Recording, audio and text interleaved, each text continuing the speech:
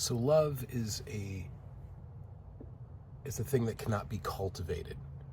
It is a natural product of consciousness and awareness. Now, you can meditate on love to hopefully try to make it more conscious. But just the act of meditation alone and going through all of the steps of your ego and your true self will naturally bring that out.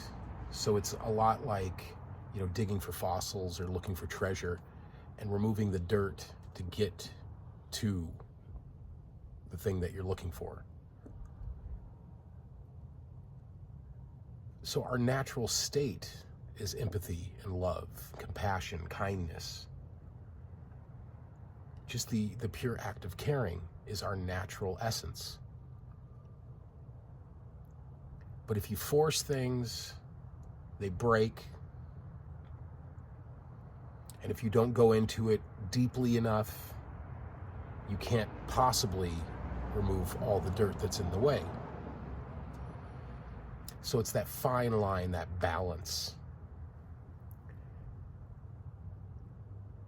There's a movie called Little Buddha, and it's one of my favorite movies.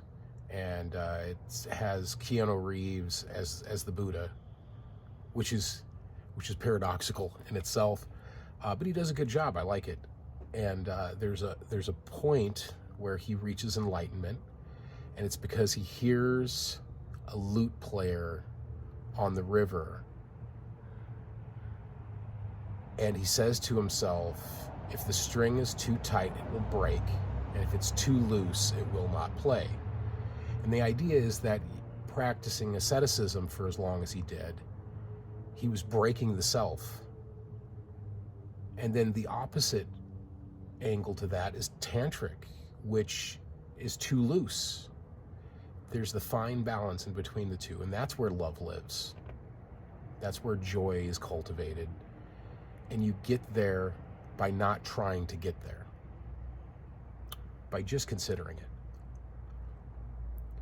I believe there's been some studies done on meditation and then people just staring at a wall for a length of time. And I've actually practiced this myself because I'm a kind of a fan of Bodhidharma.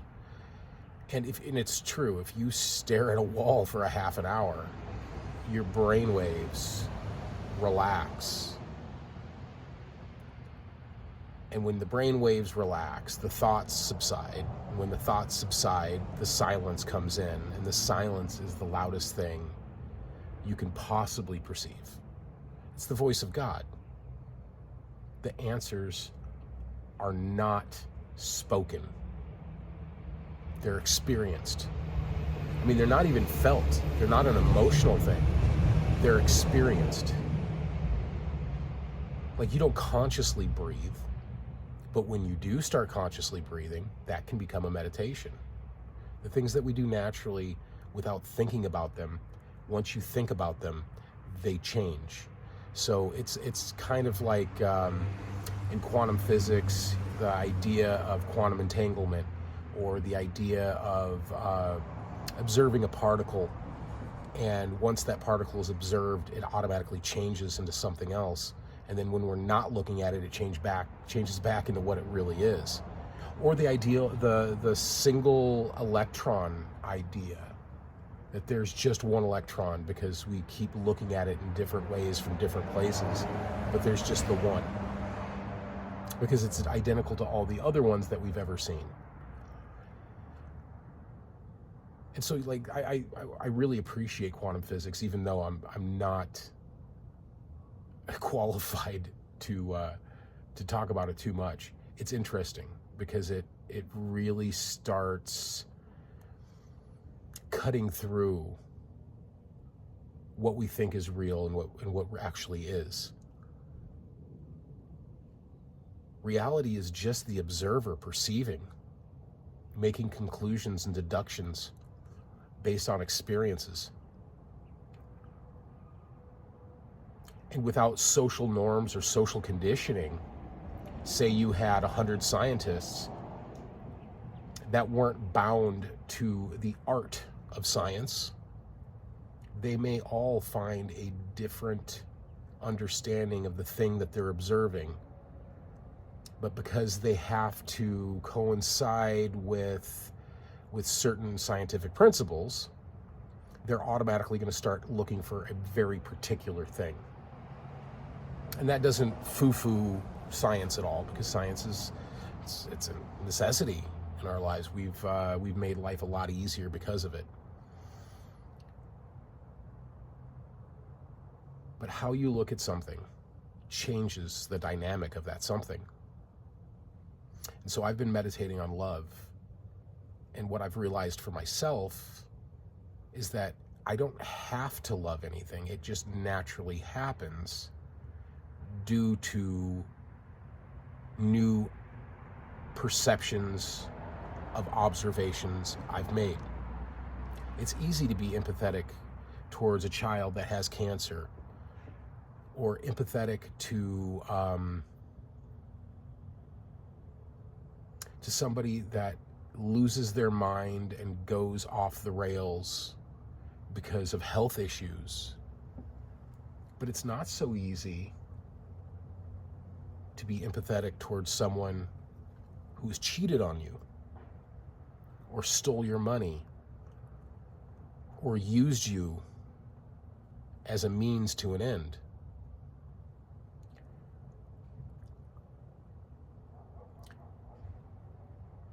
There's another YouTuber that I watch quite a bit, Spiritual Renaissance, and Yash is a bit of a genius. And he was talking about how gurus call their followers children. And he says even Jesus called his followers children. And the idea behind that is that the reason they do is because a guru or Christ or Buddha or whoever, some enlightened being, is going to become so aware that the reason they call their followers children is because they know that they are not aware. And there's compassion in that, and there's loving kindness in that, knowing that they don't know any better. And in that is what actual love is. That's Source's love. The idea that somebody could do you wrong and you go, yeah, I get it. I understand why you did what you did. And I forgive you for it.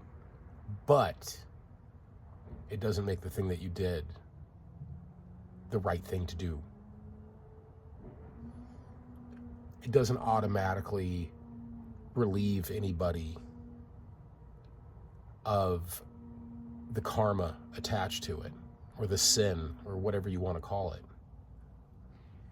Because the truth of the matter is, God does not judge us, we judge us. And that's hard for a lot of people to understand.